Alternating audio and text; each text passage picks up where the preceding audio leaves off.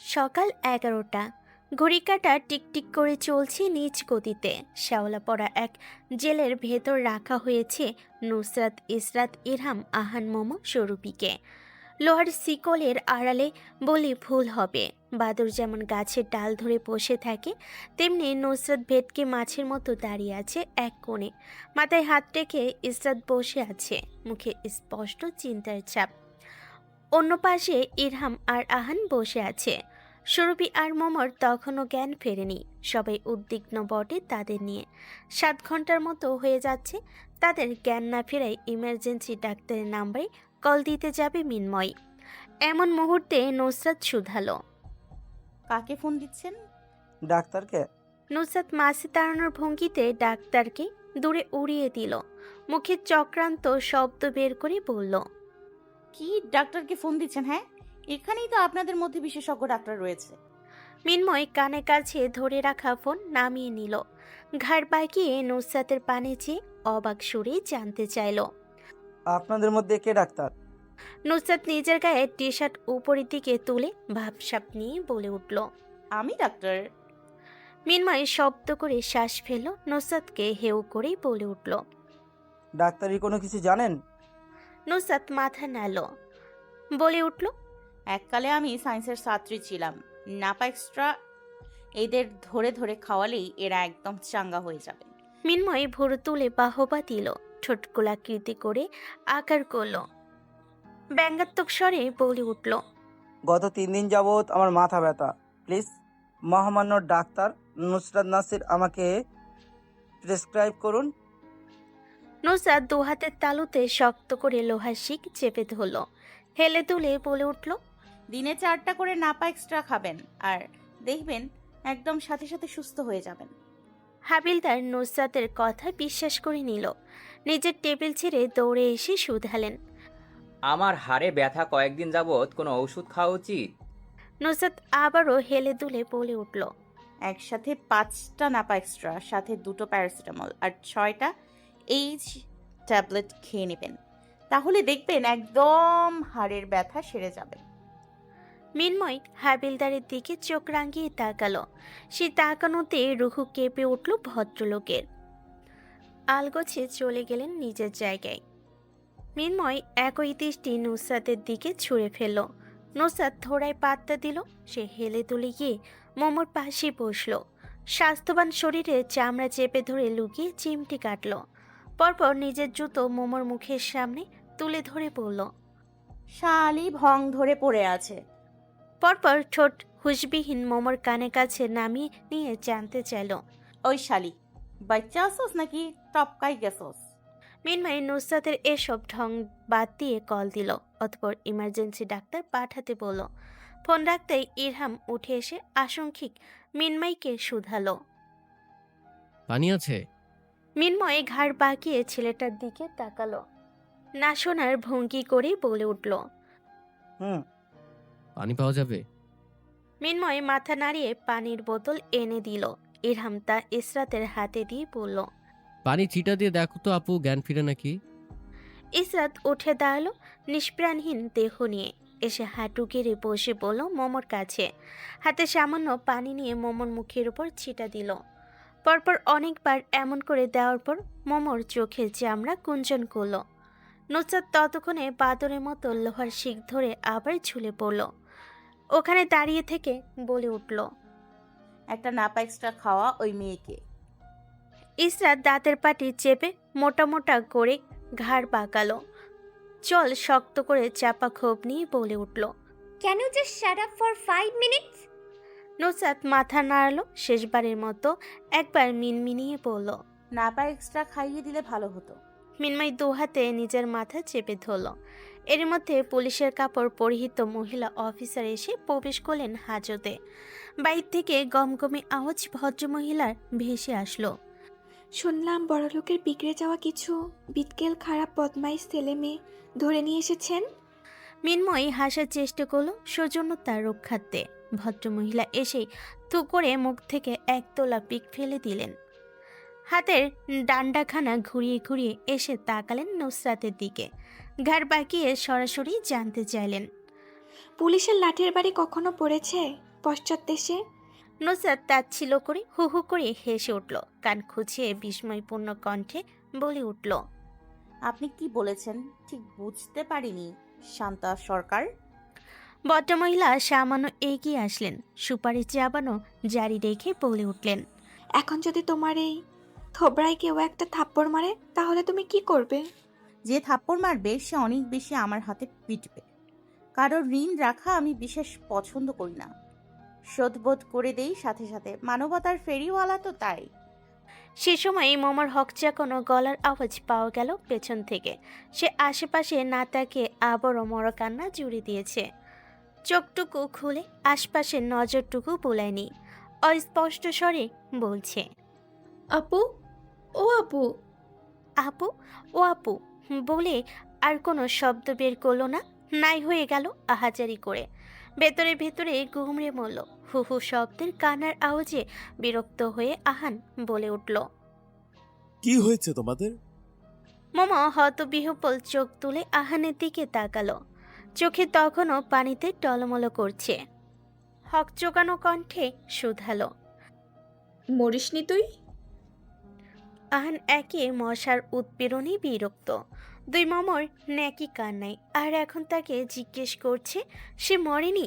চিবির করে বলে উঠল, তো আমরা কি তোমার মতো মরে যাব? আমরা বেঁচে আছি বলে তোমার কষ্ট হচ্ছে? একে তো পশ্চাৎ দেশে মশার কামড়ে জ্বলে যাচ্ছে, দ্বিতীয়ত তোমার কান্না। আমি জাস্ট বিরক্ত হয়ে গিয়েছি, আর নিতে পারছি না ভাই। 2 মিনিটের জন্য তুমি অফ যাও। মোমো আবারও হু হু করে কেঁদে উঠল। শান্তা সরকার ভদ্র মুখ করে পালালেন। মনে মনে বাহবা দিলেন মিন্ময় সরকারের ধৈর্য শক্তি আছে বলে।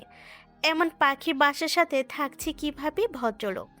নাচির সাহেব মোবাইল দেখা শেষে হেলদোলে রিমোট হাতে নিয়ে সামনে রাখা টিভি অন করলেন। কারোর মুখ রাঙানো পাত্তা না দিয়ে খুঁজে খুঁজে সংবাদ চলছে সেই চ্যানেলে ওটা চালালেন। তখনও শিরোনাম দেখেননি তিনি।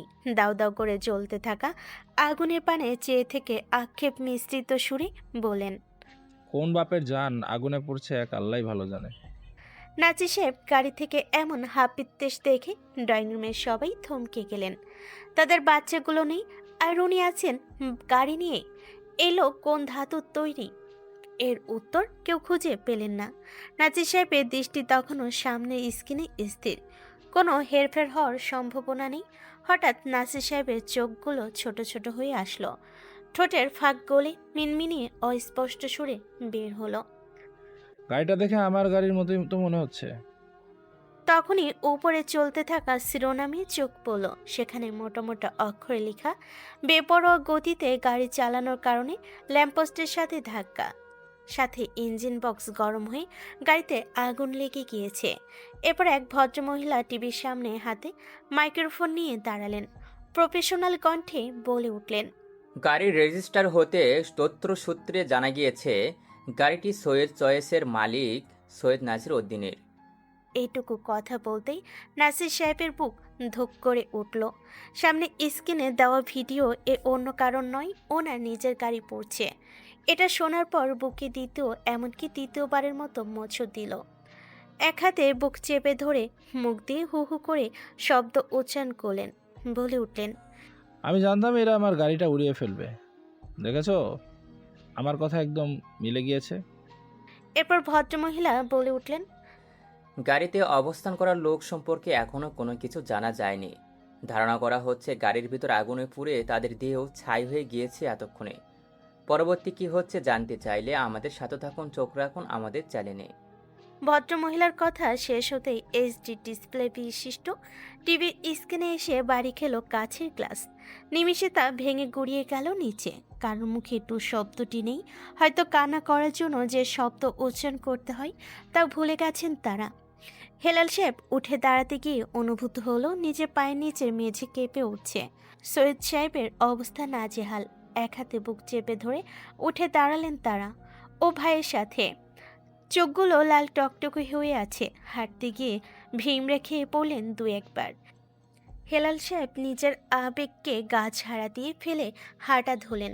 কঠোর কণ্ঠে বলে উঠলেন, কোনো কিছু না জেনে উল্টাপাল্টা জবাব হলো তোদের কাজ। এখানে কোনো কিছু পরিষ্কার হয়নি। গাড়িতে যে ওরা ছিল তার নিশ্চয়তা কি? ধূপধাপ পায়ে বের হয়ে গেলেন নাসির মঞ্জিল হতে, সাথে নিয়ে গেলেন শহীদকে। অর্ধেক রাস্তা থেকে ফিরে আসলেন বাড়িতে। নাসির সাহেবকে চোখ রাঙিয়ে ধমকে ধামকে বললেন, চুপচাপ আয়। তাই হুতাশ করতে বসে আছে। যাই নিজের বুকের শার্ট চেপে ধরে রাখলো। দীর্ঘ নিঃশ্বাস ফেলে নিজেকে সামলালো। নিচের দিকে স্থির রাখা চোখ তুলতেই তাকাতেই দেখা গেল অক্ষিপটে ভেসে ওঠা টান টান শিরা। ডিপ ডিপ করে চলতে থাকা নরম মাংসপিণ্ডে আঘাত হানল নিশ্চুপে। তারপর উঠে দাঁড়িয়ে বলে উঠল, ওদের কিছু হবে না, চল আরস। যাই নিজের বা পাশে তাকালো, না নেই আরস। ডান পাশে, এমনকি পেছনে তাকালো, কোথাও নেই সে। প্রশ্ন জাগলো, আরস কোথায়? চোখ ঘুরিয়ে আশপাশ অবলোকন করলো। লিপি বেগম কাঁদো কাঁদো গলায় বললেন, আরস চলে গিয়েছে? জেন ফ্যাল ফ্যাল চোখে চেয়ে রইল। কোনো প্রশ্ন ছাড়াই নিজেও দৌড়ালো বাড়ির বাইরে। মনের ভেতর চাপা প্রশ্নের সঞ্চার হলো, আদৌ কি আরস ঠিক আছে? সৈয়দ বাড়ির গ্যারেজ থেকে গাড়ি বের করলো সে। এক হাতে হুইল ঘুরিয়ে অন্য হাতে ফোন দিল মাহাদির নম্বরে। তখন মাহাদিকে দেখেনি ড্রয়িং রুমে, নিশ্চয় আরসের সাথে গিয়েছে। প্রথমবারেই ও পাশের ব্যক্তি কল পিক করলো। জানকি কিছু বলার সুযোগ না দিয়ে বলে উঠল, ভাই, ভাই বাঁচাও, আজ মনে হয় এই পৃথিবীর বুকে আমার শেষ দিন। বাতাসে শস্য শব্দ আসছে আশপাশ হতে। মাহাদি গাড়ির সাথে প্রায় ঝিমিয়ে বসা, আর সে চোখে মুখে কঠোরতার ভাব। এক হাতে গাড়ির হুইলে চেপে আছে, অন্য হাতে নিজের কপালে ঘষছে। ঠোঁট টিপে কিছু একটা বিড়বিড় করছে। এর ভেতর থেকে মাহাদির সামান্য কথা কানে আসলো, কোন সাহসে তুই এই রাতে বের হয়েছিস? বেয়াদবের বাচ্চা, হাতের কাছে পেয়ে যাই, থাপড়ে তোর গাল লাল করে দেব। মাহাদি দুপা সিটে তুলে বসা ছিল, নিজেকে আরেকটু গুটিয়ে নিয়ে ফিস ফিস করে বলল, ভাই, আরস পাগল হয়ে গিয়েছে, উল্টা পুল্টা কথা বলছে। লোকেশন পাঠা আমাকে। তারপর ফোন রেখে দিল। মাহাদি ঠোঁট চেপে আরসকে মিনমিনিয়ে বলে উঠল, ভাই, তুমি মরার হলে একা মরো গিয়ে, আমাকে প্লিজ নামিয়ে দে। আমি এখনো কুমার, বিয়েটা পর্যন্ত করিনি। এই অসময়ে মরে গেলে আমার বেচারা রুহু বিয়ের জন্য আহাজারি করবে। আর দ্রুত গতিতে চালানো গাড়ির বেগ আরো বাড়িয়ে দিল। মাহাদির সামনের দিকে চেয়ে আটকে উঠে বলল, এই ভাই, সিগন্যাল ভাঙিস না, পুলিশ কেস হয়ে যাবে। কার কথায় কে শুনে? এই কথা শেষ হতে গাড়ির বেগ বৃদ্ধি পেয়ে গেল আরো বেশি। বেপরোয়া গতিতে গাড়িটা চলাতে মনে হলো হাওয়ায় উঠছে। মাহাদি গলা ফাটিয়ে চিৎকার করে বলল, ভাই, আমাকে নামিয়ে দিয়ে তুই যেখানে ইচ্ছে সেখানে যা। যদি ইচ্ছে হয় তোর বউয়ের কাছে পৌঁছে যা, আমি থামবো না। আরুষের মুখ কঠিন। ড্রাইভিং হুইলে এক হাত রেখে মাহাদির দিকে চাইল, দাঁতের কপাটি চেপে কর্মার শব্দে শুধালো, can you stop this fucking nonsense shit? দেখবি গিয়ে তোর বউয়ের কিছু হয়নি ভাই, এমন করে গাড়ি চালালে আমাদের দুজনেরই কিছু হয়ে যাবে। আরও শীতল চোখে তাকি হঠাৎ ব্রেক চেপে গাড়ি থামিয়ে দিল। মাঝ রাস্তায় চলাচলরত গাড়ির মধ্য থেকে মাহাদিকে হিসিয়ে বলল, গেট দ্য ফাক আউট মেহেদি এহসান খান। মাহাদি গ্লাসের ওপারে একবার চাইল। বড় বড় ট্রাক শোষ করে চলে যাচ্ছে তাদের গাড়ি পেরিয়ে। চোখ মুখে অগাধ বিরক্তি চেপে বলে উঠল, তুই কি আমাকে ইনডাইরেক্টলি এখানে ছেড়ে দিয়ে মরে যাওয়ার কথা বলছিস? আরুষ মুখ ফুলিয়ে শ্বাস ফেল, নিজের পরনের হুডি টুপি ফেলে দিয়ে শুধালো, তুই যাবি নাকি আমি তোকে গাড়ি থেকে লাথি দিয়ে রাস্তায় ফেলবো?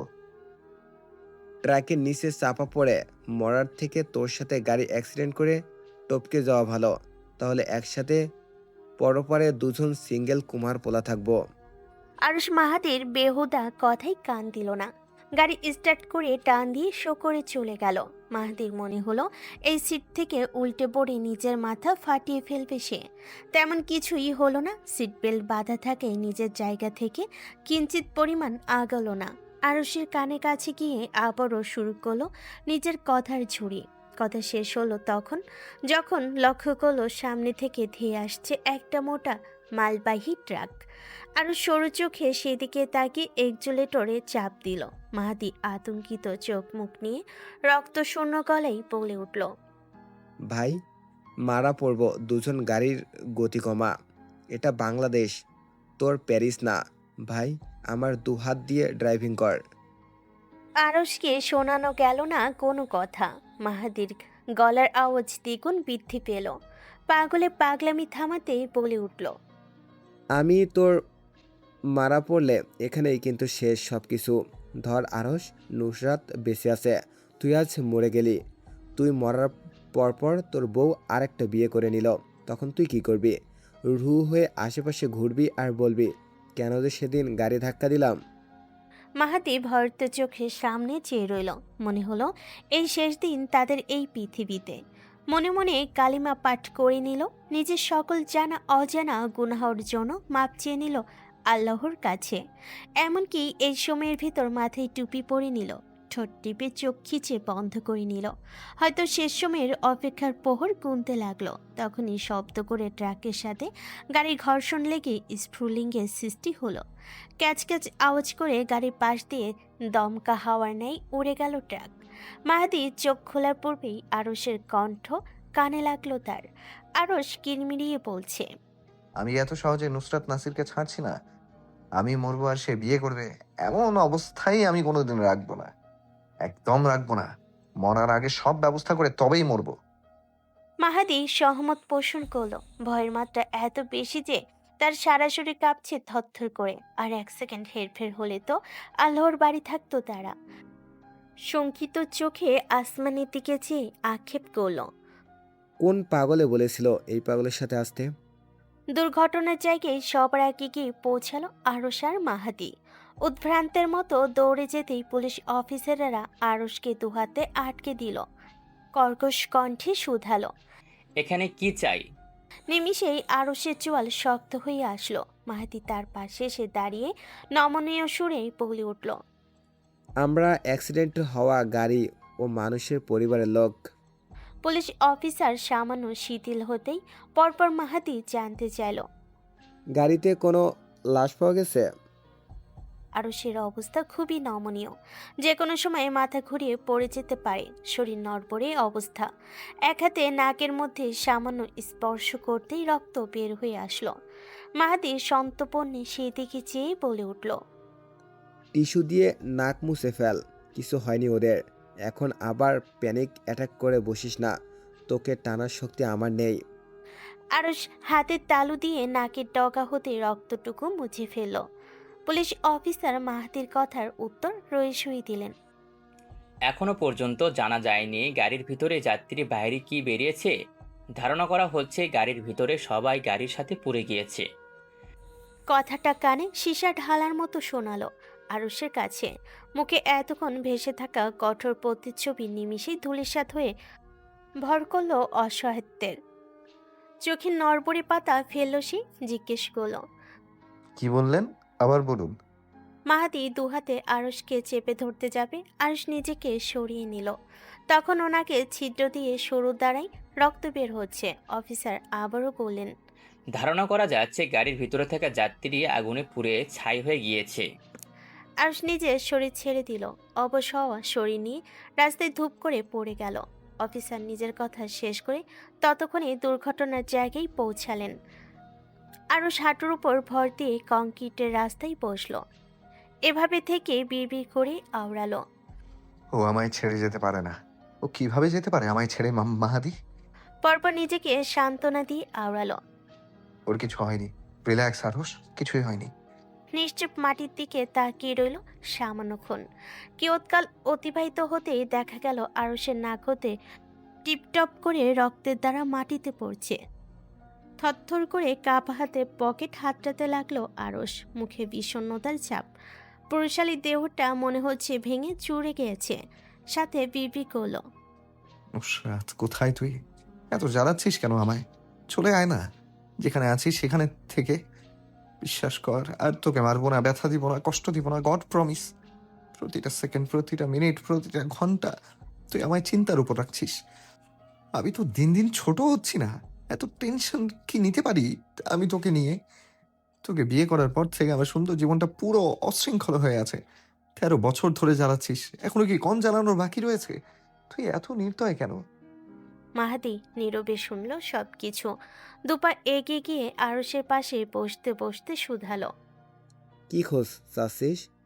আরুষ নিজের পকেট হাতড়ানো জারি রেখে চোখের পাতা ঝাপটালো। ঝাপসা চোখে আরুষ বুলিয়ে নিয়ে ক্ষীণ কণ্ঠে বলে উঠল।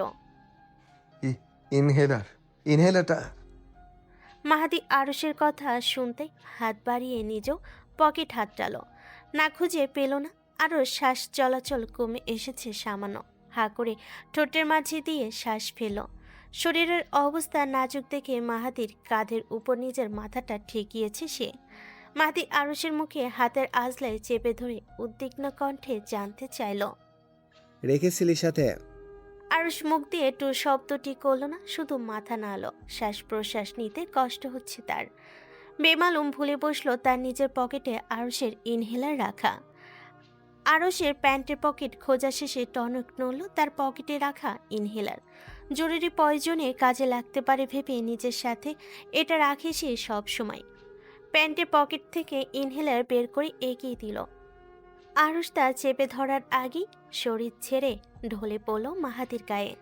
বন্দুকে দুহাতে সামলাতে সামলাতে কাপা কণ্ঠে বলে উঠল। আরশ, এই আরশ, শুনতে পাচ্ছিস? এই এই চোখ খোল। গালে দুটো থাপ্পড় মারল মাহাদি। তবু ওপাশ হতে কোনো সারা শব্দ আসলো না। মাহাদি এক হাতে আরুষের গালে থাপ্পড় দিল, অন্য হাতে ঠোঁটের মাঝখানে ইনহেলার চেপে ধরে রেখে চিৎকার করে বলে উঠল। এই আর শ্বাস টান। এই এই চোখ খোল। চোখ বন্ধ করিস না কুত্তা। ইনহেলারের সাথে রাখিস না কেন তুই? এই আরশ, এই। মাহাদি যথাসাধ্য আরুষের গালে লাগাতার চাপড় মারল। অস্পষ্ট সুরে উচ্চারণ হলো। তুই মরবি, আছে মর। মনে রাখ, তোর বউ ওই পূর্বকে বিয়ে করে সংসার করবে, তারপর ওদের ফুটফুটে দুটো বাচ্চা হবে। এই আরশের বাচ্চা তাকা। এই কুত্তা, এই বলে দিচ্ছিস, হুশ হারাবি না একদম। নুসরাত লোহার শিকল চেপে ধরে মাসুম মুখে বসে আছে। সর্বি আর মোমোর জ্ঞান ফেরার পর থেকে দুজনের এক দৃষ্টিতে তাদের স্টক আউট করছে। নুসরাত নিজেও পাল্টা তাদের দিকে গোল গোল চোখে চেয়ে আছে। কয়েক মিনিট পার হওয়ার পর মোমো নাক ফুলিয়ে বলে উঠল। ফার্স্ট টু লাস্ট সব খুলে বল নুসরাতের বাচ্চা। আহান ইরহাম নুসরাত একে অন্যের পানে চোরা চোখে তাকিয়ে হেসে ফেল। হাজতের ময়লা পড়া দেওয়ালের সাথে একদম ঠেসে বসে দাঁত গেলালো সবগুলো। তাদের হাসির দমকে পুরো হাজত কেঁপে উঠল। মোমো সুরভি ইসরাত এত হাসির মানে বুঝল না, কিন্তু ইরহাম নুসরাত আহান জানে তাদের হাসির পেছনে লুকায়িত রহস্য। ইসরাত চোখ রাঙিয়ে ধমকে উঠল, কণ্ঠে শক্ততা এনে শুধালো। এত হাসির কি আছে? হঠাৎ করে গাড়ি ফেলে মুরগি চুরি করতে গেলি কেন? নুসরাত হাসার জন্য কোনো কথা বলতে পারল না। হাসি থেকে ফুরসত মিলল তো সে দুটো বাক্য ব্যয় করবে।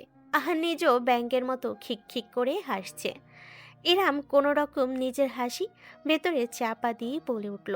আমরা গাড়ি চালিয়ে যাচ্ছিলাম সামনে, কিছু বুঝতে পারলাম না। হঠাৎ গাড়ি ধাক্কা লাগলো ল্যাম্পপোস্টের সাথে। যখন নিজেদের সামনে সামনে তাকালাম, দেখলাম চারদিকে চুল ছড়ানো এক পেতনি ড্রাইভিং সিটে বসে আছে। গগন বিদারী চিৎকার দিয়ে উঠলাম আমরা দুজন। তখন ভ্যাম্পায়ারের মতো মাথা তুলে পিছু ফিরে চাইলো এ মেয়ে।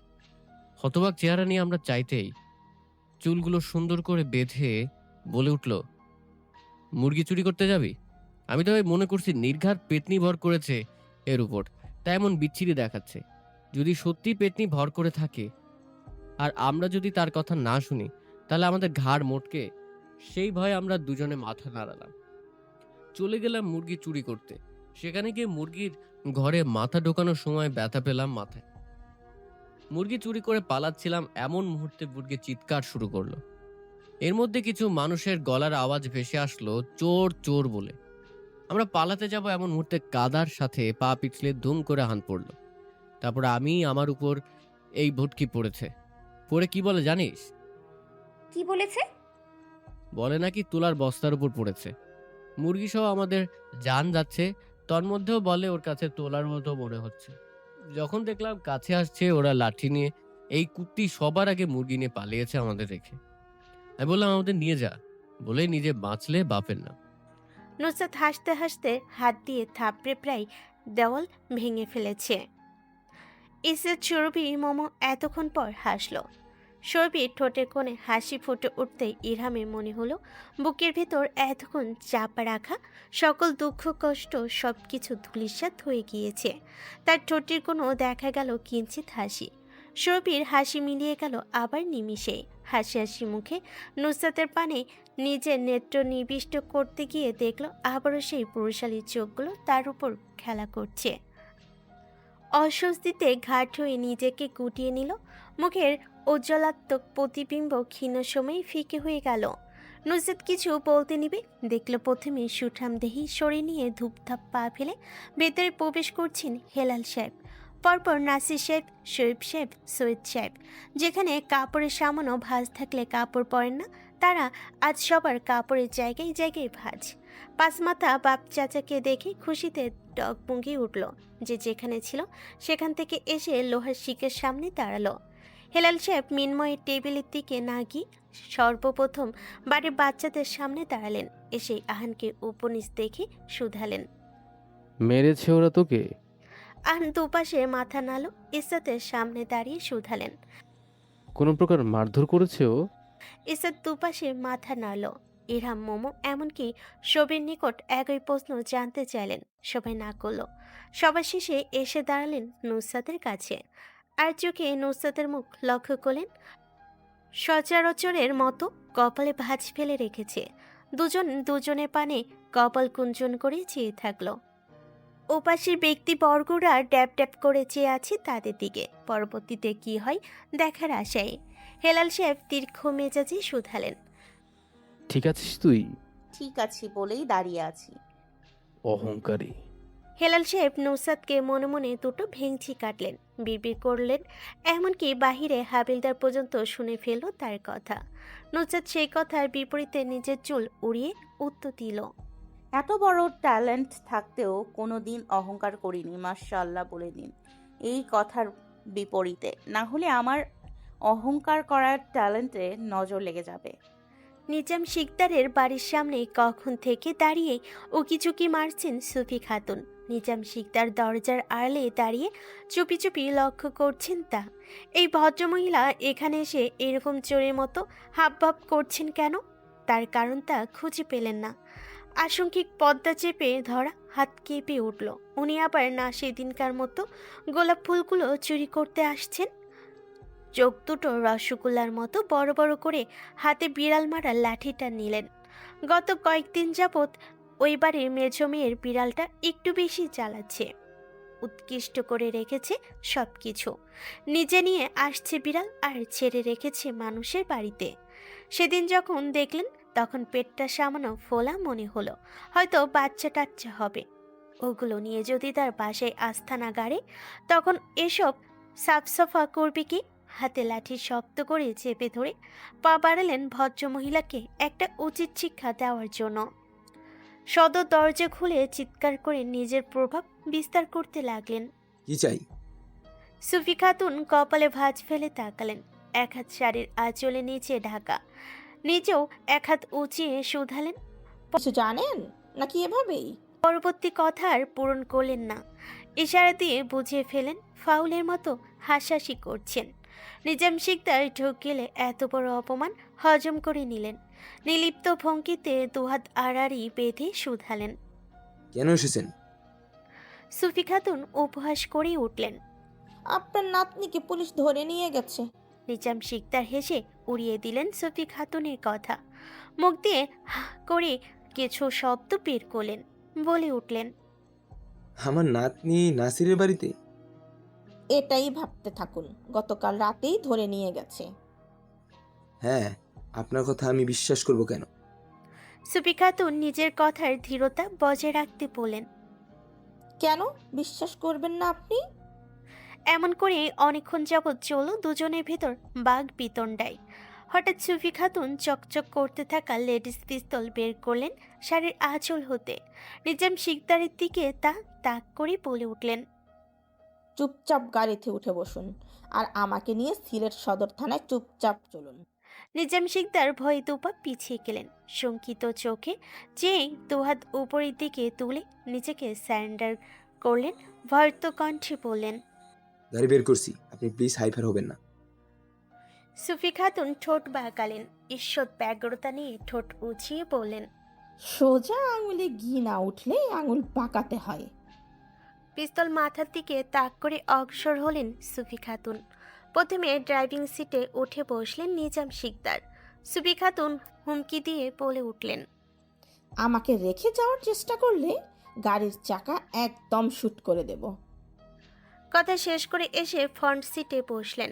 এক হাতে দরজা টেনে লাগিয়ে পাশে তাকাতেই দেখলেন নিজাম শিকদার তখনও স্যান্ডার করে সোজা হয়ে বসে আছেন। সুফি খাতুন চোখ রাঙিয়ে শুধালেন। এখানে বসে থাকবেন সারাদিন নাকি গাড়ি চালাবেন? গাড়ি চালান। হেলাল সাহেব গম্ভীর মুখে নিজের জায়গায় ফিরে গেলেন। তখনও তিনি ভদ্র বাচ্চা নেই বসে থাকা মিন্ময়ের সুদর্শন মুখখানা ঠিকঠাক লক্ষ্য করেননি। দূর থেকে চেনা চেনা ঠেকল, তবু কিছু একটা খটকা থেকেই গেল। হয়তো চোখের ভুল, বয়স বাড়ছে, এজন্য চোখের কাছে সবাইকে চেনা পরিচিত মনে হয়। চেয়ার টেনে বসতেই কানে আসলো মিন্ময়ের স্বর। যথেষ্ট শীতল রাখা চেষ্টা করছে নিজেকে, তবুও কথা বলতে বলতে গলা চড়ে যাচ্ছে।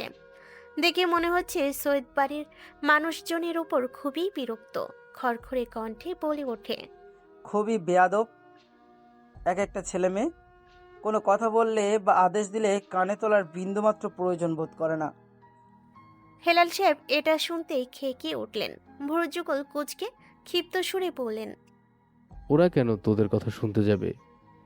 তুমি কি আদেশ দেওয়ার? মিন্ময় হেলাল সাহেবের এসব কথাই কান দিল না। নাজির সাহেব নামক ভদ্রলোকের পানে এক নজর চেয়ে আবারও বলে উঠল। এদের আপনাদের বাড়িতে না রেখে পাগলাগারদে রাখা উচিত ছিল। সবগুলো মাথা নষ্ট পাগল। নাজির সাহেব এক পলক ভাইয়ের দিকে চাইলেন। রেগে ফেটে পড়লেন তিনি। যথাসম্ভব পরিবেশ সামাল দিতে বলে উঠলেন। আমি বুঝতে পারছি। হেলাল সাহেব বিরাট চটে গেলেন। খ্যাক করে উঠে শুধালেন। তুমি কি বোঝাতে পারছিস? তোদের বাড়ির ছেলে মেয়ে পাগল? নাসির সাহেব হ্যাঁ ভঙ্গিতে মাথা নাড়লেন। পরপর আবারও 3 জোড়া চোখে তোপে পড়ে না ভঙ্গিতে মাথা নাড়লেন। হেলাল সাহেব খিচানো মেজাজের কর্কশ আওয়াজে ভেসে উঠল। আমার মনে হয় এই পুলিশ অফিসার নিজেই পাগল। ভদ্রলোককে পাগলাগারদে পাঠানো অতীব জরুরি। বাচ্চা বাচ্চা ছেলে মেয়েদের পেছনে এমন হাত ধুয়ে পড়েছ কেন? মিন্ময় বিস্ময় বিমূর নেত্রে দেখল হেলাল সাহেবকে। ঠোঁট ঠেলে না চাইতো মিনমিনিয়ে বেরিয়ে আসলো। এই পাগলদের গুরু মনে হচ্ছে আপনি। পরপর অবাক চোখে তাকি কঠিন অপারগতা ঠোঁটের নিকট নিয়ে শোধালো। এরা বাচ্চা বাচ্চা ছেলে মেয়ে। কোন দিক দিয়ে সবগুলোই বদমাইশ বাঁদর।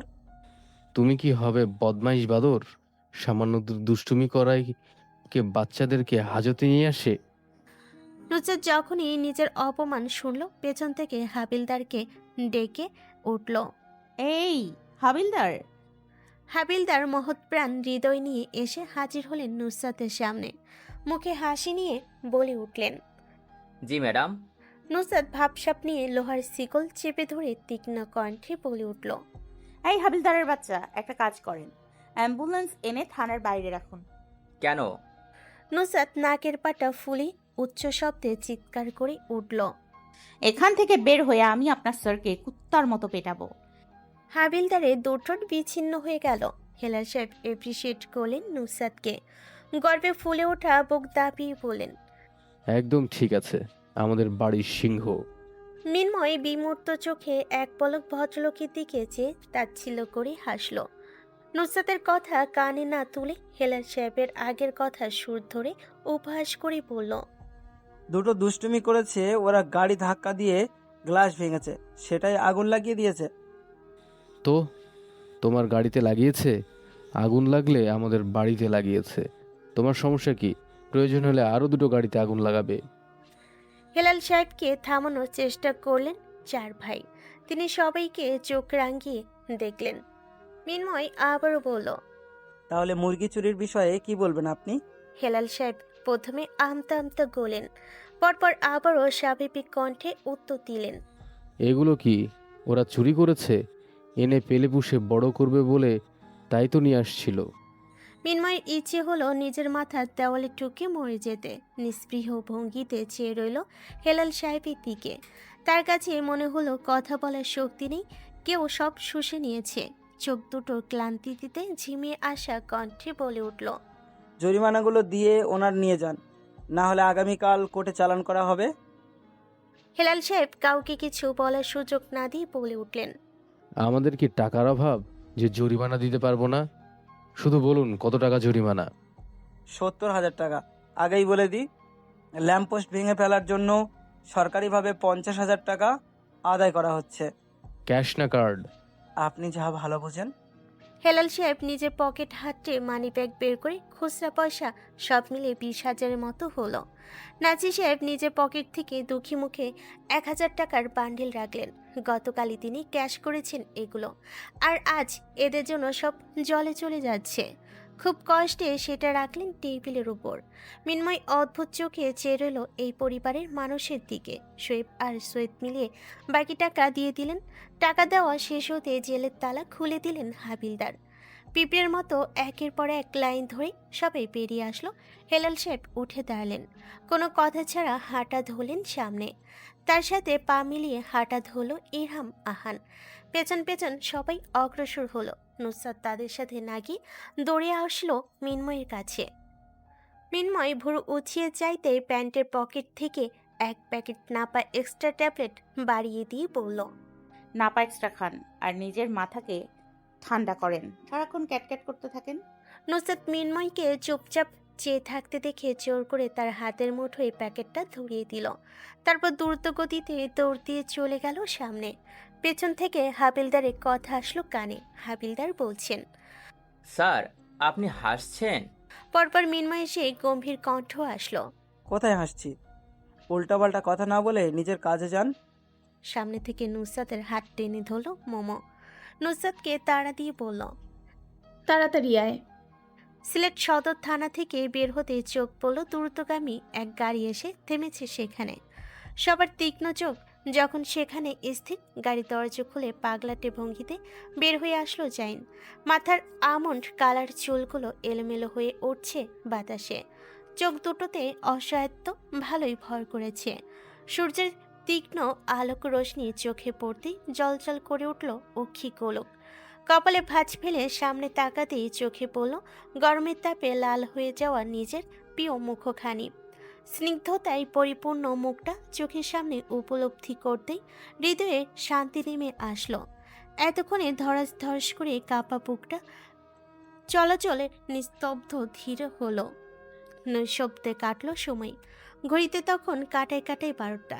নিজের হয়রানি ছাপিয়ে ঝড়ের গতিতে এসে পুরুষালীর শক্তপোক্ত হাত পেঁচিয়ে ধরল ইসরাতকে। কয়েক পোল কাটলো। পিঠ পেঁচিয়ে ধরতে পুরো মেলি দেহ শূন্যে ভাসল। ইসরাত প্রথমে কি হয়েছে বুঝে উঠতে পারল না। যখন বুঝলো ততক্ষণ এসে জাইনের বাহুতে, পা জমিন হতে 2 ইঞ্চি উপরে। অনুভব হলো হৃৎপিণ্ডের চলাচলকৃত আন্দোলন। নিজেকে সামলে নিয়ে আশেপাশে চোখ বোলাতেই বাপচেচার গোল গোল দৃষ্টি নিজেদের দিকে পেল ইসরাত। নিজেকে সারিয়ে নিতে মুচড়ামুচড়ি করলো, তবুও ছাড়া পেল না। কটমটি উঠে পড়ল, জাইনের বাচ্চা, ছাড়ুন আমাকে। জাইনের নাজুক কণ্ঠস্বর ভেসে আসলো, give me just 5 second Israt, আমাকে আগে আপনাকে অনুভব করতে দিন। ঠিক 5 সেকেন্ড অতিবাহিত হলো। তারপরে ইসরাতকে নিজের বাহু থেকে ছাড়লো জাইন। নির্নিমেষ দৃষ্টিতে উপনিষ অবলোকন করে জানতে চাইল, আপনি ঠিক আছেন ইসরাত? ইসরাত নিজেকে জাইন থেকে দূরে সরিয়ে নিল। চোখ দুটো বিস্ফোরক রকম গরম করে বলে উঠল, বিয়াদব। হেলাল সাহেব নিজ দূর থেকে নিজের নির্লজ্জ ছেলের দিকে চেয়ে কর্মর করে উচ্চারণ করলেন, অসভ্য। জাইন জড়িয়ে ধরতে সুফি খাতুন আর নিজাম শিকদার এর আগমন ঘটেছে থানার বাইরে। সুফি খাতুন গাড়ির গ্লাসের বাহিরে চোখ মেলে চাইতেই জাইনের এমন বেহায়াপনায় চোখে হাত দিয়ে ঢেকে ফেলেন। ভৎসনা করেই বললেন, কিয়ামতের আলামত, নাউজুবিল্লাহ, আস্তাগফিরুল্লাহ। জাইনের কানে স্পষ্ট গেল হেলাল সাহেবের কথা। সে পরোয়াই করল না। দুপা বাড়িয়ে ইসরাতের হাত চেপে ধরতে যাবে। ইসরাত দুপা পিছিয়ে গেল। তার পেছন থেকে পরপর উকি দিল 4টা মাথা। সবার শেষে একটু একটু করে চেনা মাথাটা উগিয়ে দিল। ইসরাতের ডান দিকে নুসরাত, ইরহাম, আহান, বাদিকে মোমো আর সুরভি। সবগুলো একসাথে মিলে ব্যঙ্গাত্মক কণ্ঠে হেসে হেসে বলে উঠল, আপনি কি ঠিক আছেন জাইন ভাই?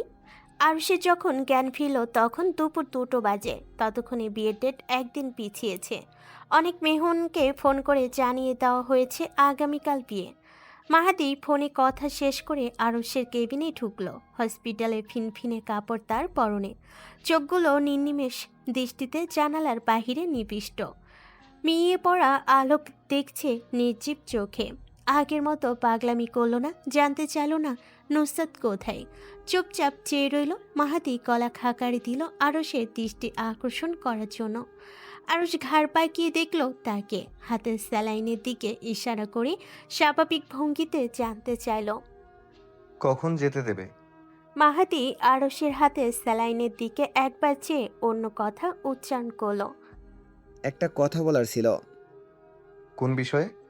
মাহাদির ঠোঁট থেকে ক্ষীণ শব্দ বের হলো। নুসরাতের। আরশ হাত তুলে থামিয়ে দিল, নিষেধাজ্ঞা জারি করলো।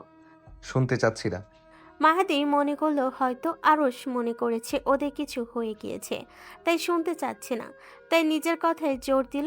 জিভ দিয়ে ঠোঁট ভিজিয়ে নিয়ে আরশের কোনো কথা না শুনে বলে উঠল, নুসরাত, ইহরাম, আহান। আরশ খেকিয়ে উঠল। হাইপার হয়ে উঠে বসতে যাবে মাহাদি বলল, ওরা বেঁচে আছে। কথা শেষ হতেই সব কিছু ঠান্ডা হয়ে গেল। বেসামাল ভঙ্গিতে নিজের জায়গা ছেড়ে ওঠা আরশের চোখে মুখে নেমে আসলো রাজ্যের গম্ভীরতা। তা আবার নিমিষেই উবে গিয়ে উদয় হলো কিছু একটা। বাজ পাখি নাই দৃষ্টি স্থির করলো মাহাদির দিকে। ইশারা করে বলল, এদিকে আয়। মাহাদি আরশের দিকে এগিয়ে যেতেই আরশ উঠে বসার চেষ্টা করলো। মাহাদি বন্ধুকে সাহায্য করতে এগিয়ে গেল। পেছনে বালিশ দিয়ে সুন্দর করে বসাতেই আরশ বলল, আমার সামনে আয়। মাহাদি মাথা নাড়িয়ে আরশের সামনে দাঁড়াতেই ঠাস করে কান ঝাঁঝালো একটা থাপ্পড় পড়ল বেচারার গালে। কান তালা লেগে গেল মাহাদির সেই শব্দে। মাহাদি এক হাত গালে চেপে অবাক চোখে দেখল আরশকে। সাপের মতো হিসিয়ে বলা আরশের কথা কানে আসলো। ইউ ইডিয়ট, আগে বলবি না? মাহাদি হাঁ করে চেয়ে থাকলো। কর্কশ সুরে জানতে চাইল, তুই আমারে বলতে দিয়েছিলি? এক হাত গালে আর একটু চেপে ধরে কাঁদো কাঁদো কণ্ঠে নিষ্পাপ মুখে বলে উঠল, আমি তোর থেকে 2 দিনের বড়, সম্মান দে আমায়। আরশ কোনো কথা না শুনে চিৎকার করলো। শাট আপ মাহাদি। মাহাদি নাক ফোলালো। হিসিয়ে আরশকে অভিশাপ দিল, তোর থেকে বড় গাদ্দার তোর ভবিষ্যৎ বাচ্চা হবে। আমি মাহাদি খান আজ তোকে অভিশাপ দিলাম। সৈয়দ বাড়ির ড্রয়িং রুমের সোফায় পায়ের উপর পা তুলে শুয়ে আছে। থানা থেকে ফিরত সবাই, হাতে পাইনঅ্যাপেল এর জুস। নিজাম শিকদার টিপে টিপে সুরভির কাজ ঘেঁষেছেন, আবার বারবার মনে করিয়ে দিচ্ছেন এতদিন তিনি কি কি বলেছিলেন। আজ তা একদম খাপে খাপে মিলছে কিনা। সুরভি বিরক্ত কণ্ঠে যখন বলল, দাদু তুমি থামবে? তখন থেকে শুরু হয়েছে আবারও ভাষণ। বলেই চলেছেন তো বলেই চলেছেন। একটাই কথা তার, সেদিন বড়সড় বিপদে পড়বি সেদিন আমাকে বলতে আসিস না। আচ্ছা। বাড়ির কর্তীরা ড্যাব ড্যাব করে চেয়ে আছেন ছেলে মেয়ের দিকে। যে নাজমিন বেগম খালি পায়ে ঘরে হাঁটলে তার ভালোবাসার সোফায় বসতে দেন না, সে নাজমিন বেগম আজ কাদা গায়ে মাখামাখি সবাইকেই বসতে দিয়েছেন। এমনকি সোফার একদিকে পা তুলে শোয়া নুসরাতকে পর্যন্ত ধমকাচ্ছেন না। নুসরাত মুখ দিয়ে আনন্দপূর্ণ শব্দ নিশ্চিত করে বলে উঠল, আম্মা, এরকম করে যদি রোজ শোয়া যেত তাহলে মজাই চলে আসতো। নুসরাতের কথায় আজ আর ধপ করে জ্বলে উঠলেন না নাজমিন বেগম। চুপচাপ তাকিয়ে রইলেন মমতা ভরা দৃষ্টিতে। ইসরাত বিরক্ত হয়ে মা চাচিদের বলে উঠল, চোখ সরাও আমাদের থেকে। চারজনের 8 জোড়া চোখ সরল না, আরও আষ্টে পিষ্টে ফিরে আসলো। কিচেনে দায়ভার পড়েছে নুসরাতের 2 মামির উপর। নুসরাতের নানি জোহরের নামাজ পড়ছেন। অন্যান্য আত্মীয়রা এতক্ষণ বসে থাকলো, এবার উঠে উঠে চলে গেল নিজেদের রুমের দিকে গোসল সারার জন্য। নুসরাত ফিক করে হেসে উঠল আশঙ্কিক কিছু একটা মনে করে। এলিয়ে এলিয়ে ব্যঙ্গাত্মক গলেই বলে উঠল, আপনাকে অনুভব করতে দিন। আপনি ঠিক আছেন ইশরাত? নুসরাত নিজের কথা শেষ করতে সবগুলো হেসে উঠল খিক খিক করে। নিজাম শিকদার উঠে দাঁড়ালেন, সৌরভীর হাত চেপে ধরে বিদায় নিলেন সবার কাছ থেকে। সৌরভী আরও একটু নাসির মঞ্জিলের সময় কাটাতে চাইল, দাদা নামক লোকটার জন্য সম্ভব হলো না। জবরদস্তি টেনে টুনে নিয়ে গেলেন নিজ গৃহে। নাজমিন বেগম তাড়া দিল। যাও যাও, গোসল করতে যাও সবাই, আজ আমাদের বাড়িতে দুপুরে খাবে সবাই। সবাই হই হুল্লোড় করে উঠল, নেচেকুতে চলে গেল নিজ নিজ রুম দখলে। সিঁড়ি বেয়ে ওঠার সময় দেখা হলো হেলাল সাহেবের সাথে। দুজন দুজনের পানে চেয়ে মুখ ঝাপটা মারল, অতপর ধূপধাপ পায়ে একজন উপরে অন্যজন উপরে চলে গেল। নিচে দাঁড়ানো ইরহাম আর আহান পরস্পরের পানে চেয়ে মিনমিনিয়ে আওড়ালো। সারা জীবন শুনে আসলাম বউ শাশুড়ির যুদ্ধ, আর এখানে দেখছি শ্বশুর বউয়ের যুদ্ধ। 2 দিনের দুনিয়া 4 দিন এসব দেখতে হয়। আজ সকালে বাড়ির বড়রা মিলে গায়ে হলুদের অনুষ্ঠান করবে ভেবেছিল, তা সম্ভব হয়নি ওই দুর্ঘটনার কারণে। তাই বিকেলবেলা সিদ্ধান্ত নিল অনুষ্ঠান করার। ইসরাতকে শাড়ি পরিয়ে সাজিয়ে গুছিয়ে পিড়িতে বসালেন বাড়ির বয়স্ক মহিলারা। ইসরাতের নানি নামাজি হলেও ব্যাপক কুসংস্কারে বিশ্বাসী তিনি। 7 পুকুরের পানি এনে বাড়ির বউকে না গোসল করালে নাকি জিনের আছর হয়, তাই এটাও পালন করবেন। নুসরাত তো মুখ ফসকে বলেই ফেলেছিল, তোমার মায়ের উপর কি জিন ভর করেছিল যে এমন আজগুবি কথা বলছো? আজ সে শান্ত ভদ্র নির্মল হয়ে গিয়েছে, তাই কিছু বলেনি। কোনোভাবে কাউকে চটানো যাবে না, না হলে তার দেওয়ার থেকে নেওয়ার বেশি পড়ে যাবে। সেটা আর কি, তার মায়ের রোবোটিক্স জুতোর বাড়ি না হয় ঝাঁটার বাড়ি। আজ যা করেছে তাতে নাসির সাহেব সমপরিমাণ রেগে তার কত টাকার গাড়ি সে উড়িয়ে দিয়ে এসেছে। এরা আবার কিভাবে জেনে গেছে আরশের গাড়িও সে জ্বালিয়ে দিয়েছে। এরপর থেকে বম হয়ে ঘুরছেন, যে কোনো সময় যে কোনো মুহূর্তে বোম ব্লাস্ট হয়ে যাবে। সালিমা বেগম জাইনকে কোত্থেকে ধরে এনে বসালেন ইসরাতের পাশে। গায়ে সেন্টু গেঞ্জি আর লুঙ্গি, লুঙ্গির অবস্থা খুবই নাজুক, বোঝা যাচ্ছে জোর জবরদস্তি করে পরানো হয়েছে। এক হাতে লুঙ্গি পেটের ওপর চেপে ধরে আছে জাইন, যখন তখন খুলে যাবে যাবে মনে হচ্ছে। পিঠের উপর লুঙ্গি বাঁধা থাকলেও তা লুজ হয়ে টাকনুর নিচে কড়াকড়ি খাচ্ছে, পেছনের দিকে অনেকটা মাটির সাথে কড়াকড়ি খাচ্ছে। একবার ওষ্ঠা খেয়ে মুখ থুবড়ে পড়তে পড়তে বেচারা নিজেকে সামলেছে এর ভেতর। ইসরাত ইরহাম আহান শুদ্ধরে শব্দ করে হেসে ফেল জাইনের লুঙ্গি ধরে নাজেহাল অবস্থা দেখে। তাদের হাসি দেখে বাকি সবাই হাসল। লিপি বেগম ছেলের পানে চেয়ে মিটি মিটি হাসলেন। জাইন মায়ের দিকে চেয়ে অসহায় কণ্ঠে বলল, আম্মু তুমিও হাসবে? হাসছি না বাবা, হাসছি না। ইসরাতকে সাদার মধ্যে লাল সুতোর কাজ করা শাড়ি পরিয়েছেন, ব্লাউজ লাল কালারের, চুলগুলো পিঠে ছেড়ে রেখেছেন। সালিমা বেগম বাটা হলুদ এনে প্রথমে জাইনের গায়ে ছোয়ালেন, পরে ইসরাতের একে একে সকলে ছুঁয়ে দিল সুগন্ধি মিশ্রিত কলসিতে রাখা পানিগুলো। প্রথমে নিয়ে ইসরাতের মাথায় ঢেলে দিলেন, গায়ে হলুদ যাতে শুয়ে যায় তার জন্য। এরপরে কলসির পানি জাইনের শরীরে ঢেলে দিলেন। সবাই সুর টেনে গীত ধরল, আজ ময়নার গায়ে হলুদ, কাল ময়নার বিয়া, হলুদ বাটো মিন্দি বাটো লোহার পাটা দিয়া। নুসরাত ভদ্র মহিলাদের এসব গীত শুনে গলায় ফাঁস দিতে ইচ্ছে হলো। আবারও কানে আসলো জাইনকে উদ্দেশ্য করে গাইছে সবাই, আজ ময়নার বিয়া রে।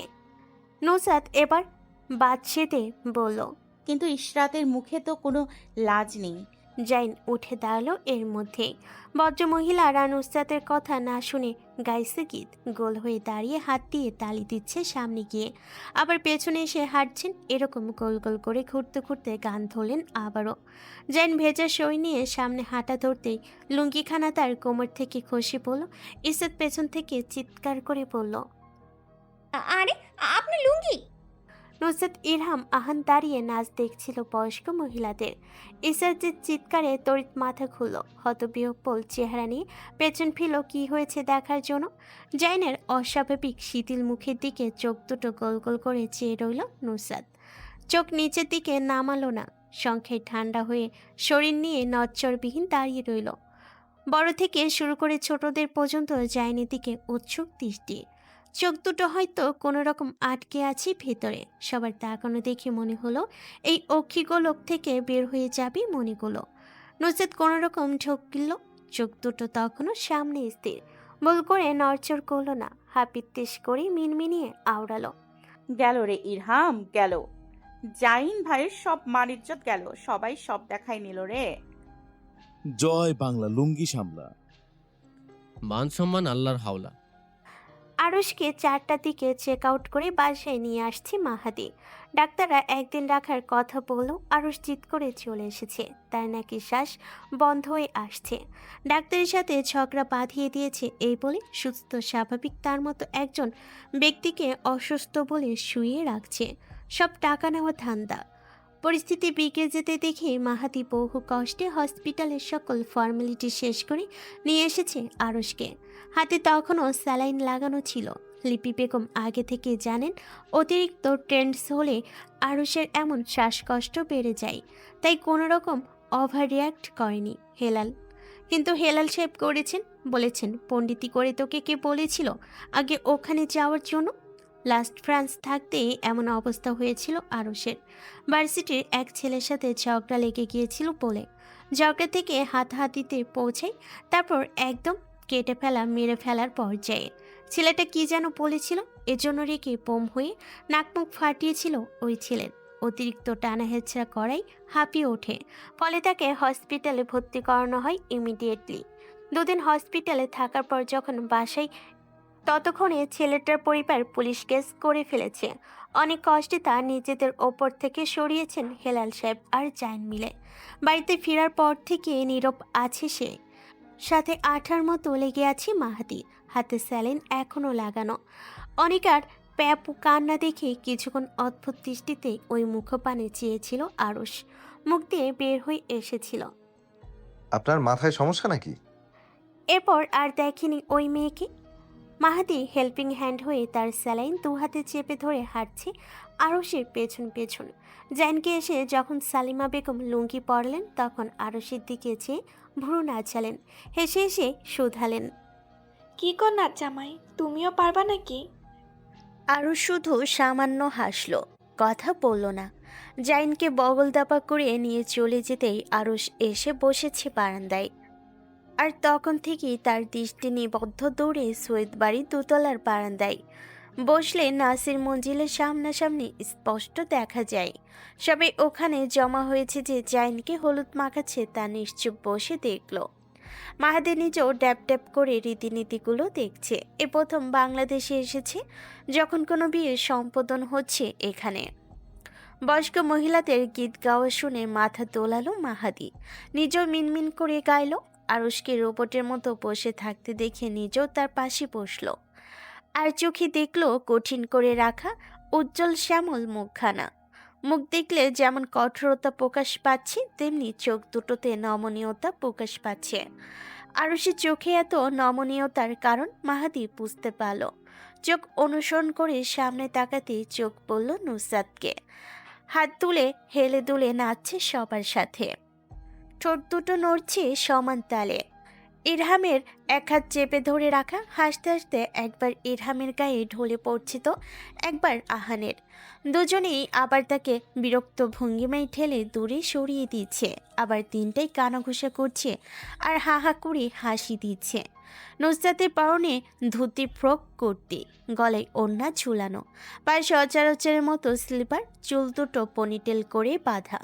মেকআপ বলতে কিচ্ছু নেই মুখে, মুখে হয়তো তেল দিয়ে দিয়েছে।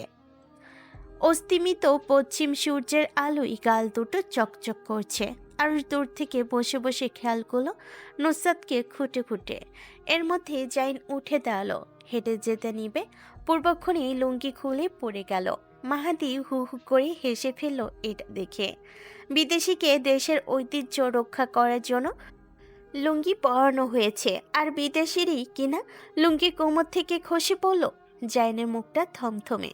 আরুষ চোখ ঘুরালো নুসরাত, ইরহাম, আহানের দিকে। তিনটা সোজা হয়ে দাঁড়িয়ে আছে, একদম চোখ নিচের দিকে নামাচ্ছে না। এটা দেখেই এতক্ষণে চেপে রাখা হাসি আরুষ নিজেও ফস করে ছেড়ে দিল। পরপর আবার ঠোঁট চেপে হাসি সংবরণ করে নিল দন্তপাটির আড়ালে। মাহাদি নাক কুঞ্চিত করে চেয়ে বলল, সামান্য হাসলে তোর দাঁত যাবে না। আরুষ চোখ রাঙিয়ে মাহাদিকে দেখল, যার মানে বোঝাচ্ছে চুপ। একদম চুপ। মাদি কি চুপ হওয়ার পাত্র? সে আরুষকে ভেঙচিয়ে ভেঙচিয়ে বলল। সম্মান দে, দুদিনের বড়। আরুষ দম্ভ নিয়ে ঘাড় বাঁকালো, ভুর উঁচিয়ে জানতে চাইল। তো কি হয়েছে? 48 ঘন্টা আগে পৃথিবীতে এসে কোন দেশ জয় করেছিস তুই? কোনো দেশ জয় না করলেও তোর আগে এসেছি দুনিয়াতে। গনে গনে 48 ঘন্টা, 2880 মিনিট, 1,72,800 সেকেন্ড আগে দুনিয়ায় পদার্পণ করেছি আমি। এটাই আমার দম্ভ। তো কি হয়েছে? হয়েছে তো অনেক কিছু। পেন্সিল দিয়ে লিখে রাখে আমি বড়। আরও সামনের দিকে ফিরে তাকালো, মুখটা গম্ভীর রেখে বলে উঠল। ইরেজার দিয়ে মিটিয়ে ফেলেছি তা। মাদি কটমট করে তাকালো, রাগে নাকের পাটটা ফুলিয়ে ধারালো চলে হাত বোলাতে বোলাতে আওড়ালো। খাটাস। সামনে স্থির দৃষ্টি রেখে আরুষ ধমকে উঠল। পুরো পুরুষালী ঠোঁট দুটো নাড়িয়ে বলে উঠল। শারাপ। সালিমা বেগম ফিক করে হেসে ফেললেন। সুর টেনে সামান্য হাসি তামাশা করতেই বলে উঠলেন। নাচামায়ের লুঙ্গির গিট্টু ঢিলা, নাতনের কপাল খোলা। কথা শেষে হেসে ফেললেন। জাইন ঝুঁকে লুঙ্গি চেপে ধরে সালিমা বেগমের পানি নেত্র নিবিষ্ট করল, বলে উঠল। দেখেছেন, আমি লুঙ্গি পরতে চাইছিলাম না এই জন্যই। আজ আপনার কথা শুনে যদি এই লুঙ্গি পরতাম, আমার মান সম্মান যেত কোথায় বলুন তো? সালেমা বেগম হেসে ফেললেন, জাইনের সাথে দুষ্টামি করে বললেন। মান সম্মানের কোনো কিছুই হতো না, দেখলে তো আমরাই দেখতাম। চোখ টিপে বলেন। আমরাই। জাইন ঠোঁটের কাছে আসা হাসি গিলে নিল। এতক্ষণে তার কাছে আসা সালিমা বেগমের দিকে সামান্য ঝুঁকে এসে কানে কানে জিজ্ঞেস করল। এই জন্যই বুঝি লুঙ্গি পরিয়েছিলেন? সালিমা বেগম হেসে ফেলেন, সহমত পোষণ করে বললেন। হ্যাঁ, ভাবলাম নাচামায়ের লুঙ্গি খুলে পড়ে যাবে আর আমরা সব দেখে নিব। তুমি তো আর এই বুড়ির সুখ দেখতে পারলে না, তাই তো লুঙ্গির নিচে প্যান্ট পরে আসছো, তাই আর দেখা হলো না। সালেমা বেগম শেষের কথা দুঃখী সুরে বলেন। চোখ দুটোতে তখনও হাসি খেলা করছে। জাইন সালিমা বেগমের দিকে চেয়ে কানে কানে বলল। একান্ত আসবেন আমার সাথে দেখা করতে? সালেমা বেগম হই হই করে উঠলেন, গলার আওয়াজ উঁচু করে বললেন। আরে নাচামাই কয় কি, ওর সাথে নাকি একান্তে দেখা করতে যাব? না বাবা না, এসব হবে না। জাইন সালিমা বেগমের সাথে আরও কিছুক্ষণ কথা বলল, তারপর এক হাতে লুঙ্গি পেটের কাছে চেপে হাঁটা ধরল বাড়ির উদ্দেশ্যে। নুসরাত ইরহামের মাথায় ঠাস করে থাপ্পড় বসে ধমকে উঠল। শালার শাখা, তুই তো চোখ নামিয়ে নিচের দিকে দেখবি কি হচ্ছে না হচ্ছে। ইরহামও সমান তালে নুসরাতের মাথায় একটা বসালো, কটমটিয়ে উঠে শুধালো। তুই দেখলি না কেন? দুজন দুজনের দিকে খ্যাপা সারের দিকে কিয়ৎকাল চেয়ে রইল, তারপর একসাথে পাশে দাঁড়ানো আহানের মাথায় থাপ্পড় মেরে বলল। দেখবি না তুই? বেচারা আহান বোকা বনে চেয়ে রইল তাদের দিকে। নিষ্পাপ মুখ বানিয়ে গোল গোল করে ভাই বোনের দিকে চেয়ে মিনমিনিয়ে শুধালো। আমি কি করেছি? আরুষের অবস্থা আগের মতোই রয়েছে। রাতে ঘুমোতে যাওয়ার প্রস্তুতি নিচ্ছিল, এমন সময় জাহিন এসে উপস্থিত হলো তার সামনে। আরুষ ভুরু উচালো, জাইনও উচালো। দুজন দুজনের দিকে তীক্ষ্ণ দৃষ্টিতে কিছুক্ষণ চেয়ে থাকলো। মাহাতি চুপচাপ দেখছে দুজনের কাণ্ড, কাউচে বসে। জাইন গুরুগম্ভীর কণ্ঠে বলল। তাড়াতাড়ি সুস্থ হয়ে যা, না হলে কিন্তু তোর জন্য আমার বিয়ে আটকে যাবে। আরুষ থমকানো দৃষ্টিতে ভাইয়ের পানে চেয়ে রইল, ঠোঁট উঁচিয়ে ঈশ্বর তাচ্ছিল্য করে বলল। নিজের ভাইয়ের কথা চিন্তা করছো না? বাহ বাহ, এত অসুস্থ একজন মানুষ মৃত্যুর মুখ থেকে ফিরে এসেছে, তাকে বলছো সুস্থ হয়ে যেতে, তুমি বিয়ে করবে? That's not fair bro. বুকে এসে লাগলো কথাটা। জাইন এগিয়ে এসে আরুষের ঘাড় চেপে ধরল, কপাল কুঞ্চন করে শুধালো। নাটক কি শেষ হয়েছে? আরুষ মাথা নাড়ল। জাইন জিজ্ঞেস করলো। আগামীকালের ভেতরে সুস্থ হয়ে যাবি তো নাকি? আরুষ উত্তর না দিয়ে জাইনকে উপহাস করলো। বিয়ে করার জন্য পাগল হয়ে গিয়েছো দেখছি ব্রো। 21শে আগস্ট সন্ধ্যা 6:30। ক্যামেরা হাতে এসে হেলাল সাহেবের সামনে দাঁড়ালো আহান। হেলাল সাহেব জায়নামাজে রেখেছেন, পিছনে ফিরতেই চমকে গেলেন। পরপর আবার হেসে ফেললেন আহানকে দেখে। নতুন পাঞ্জাবি গায়ে জড়িয়েছেন, গোসল সেরেছেন মাগরিবের আজানের সময়। চুলগুলো এখনো ভিজে। মাথা থেকে টুপি নামিয়ে আহানকে শুধালেন। কি চাই? আহান কোনো দোনামোনা ছাড়াই বলল, আজ আপনার অনুভূতি কি তা বলুন, এবং কি কি মনে উপলব্ধি হচ্ছে সব শেয়ার করুন। ভবিষ্যৎ আপনার জন্য কোনো কথা থাকলে সেটাও বলুন। যখন বিয়ের অনেক বছর কেটে যাবে তখন আমরা এই ভিডিওগুলো চালু করব, আর পুরনো স্মৃতিগুলো আবারও স্মৃতিচারণ করব। তখন আপনার বয়সও অনেক হয়ে যাবে, আর আমাদেরও। কোনো এক বিকেলে এই ভিডিওটি লনে বসে দেখতে দেখতে সবাই হাসবো সামান্য। হেলাল সাহেব শ্বাস ফেললেন, বললেন, শুরু করো। আন ভিডিও শুরু করতেই হেলাল সাহেব গলা খাকারি দিলেন, বলে উঠলেন, আজকের দিনটা সুন্দর। এতদিনে গরমের প্রভাব কিছুটা মিয়ে পড়েছে আজকের ঝিরিঝিরি বৃষ্টিতে।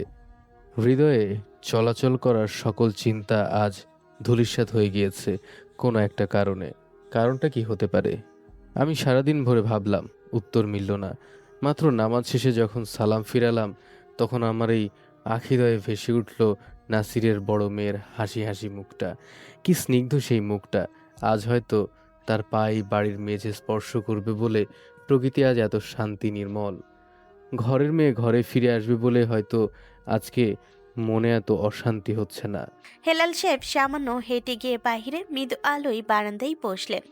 থামলেন 10 সেকেন্ডের মতো, ঠোঁট ভিজিয়ে নিয়ে বলে উঠলেন, কয়েক বছর পর একদিন হয়তো আমি বসবো, তখন হয়তো ভিডিওটা চলবে ল্যাপটপে। আশা রাখছি ততদিনে ভেতরে দাদা হয়ে যাব। তখন ছোট ছোট দুটো পা হাঁটবে, গল্প করবে, তাদের হাসিতে কলরবে রমরমে উঠবে।